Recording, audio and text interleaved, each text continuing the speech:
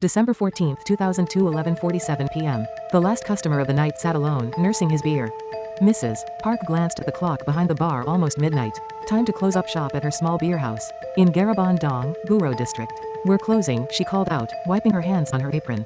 The man didn't respond. Instead, he reached into his bag with deliberate slowness. Something heavy clinked against glass bottles. Mrs. Park's heart skipped. In 30 years of running this place, she'd developed a sixth sense about danger. Tonight, that sense screamed. She turned to lock the register. It was the last thing she'd ever do. The blunt object struck her skull with sickening force. She crumpled behind the counter, blood pooling on the worn linoleum. The killer worked quickly, dragging her body to the corner table, ransacking the small office upstairs, pocketing 150,000 won in cash and her credit cards.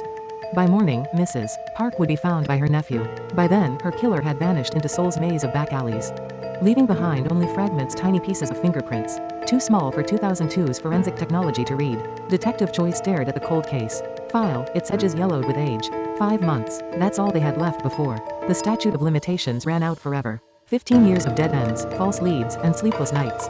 "Sir," his partner called from across the precinct. "Forensics wants to see us. Something about fragment analysis. Hope, such a dangerous thing for a cop to feel." At the lab, Dr. Kim held up a magnifying glass. "These fingerprint fragments were invisible to the naked eye in 2002. But we've got new technology.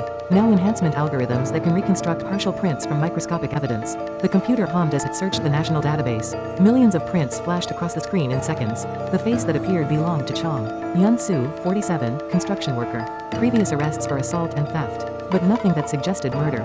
"That's him," Choi whispered. "That's our ghost." They found Chong in a shabby apartment in Yeondeunpo, surrounded by empty soju bottles and lottery tickets. When Choi showed him Mrs. Park's photo, the man's face went ashen. "I remember her," Chong confessed, his voice barely audible. She caught me stealing, started screaming. I just wanted her to stop screaming." 15 years of running, 15 years of guilt eating away at him like acid. The relief in his eyes when the handcuffs clicked shut was almost palpable. Current status, August 2024. Chong Yun-soo was sentenced to life imprisonment in 2018, and remains incarcerated at Seoul Detention Center. His appeals have been consistently denied. The small beer house where Mrs.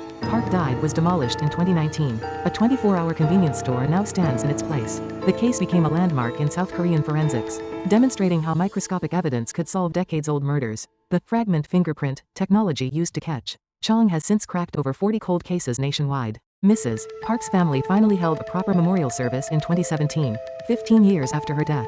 Her nephew, who discovered her body that December morning, said at the sentencing, justice was late. But it finally came home. In Korea's rapidly modernizing landscape, the Garabon murder reminds us that some secrets refuse to stay buried, and that technology can give voice to the dead even after 15 years of silence.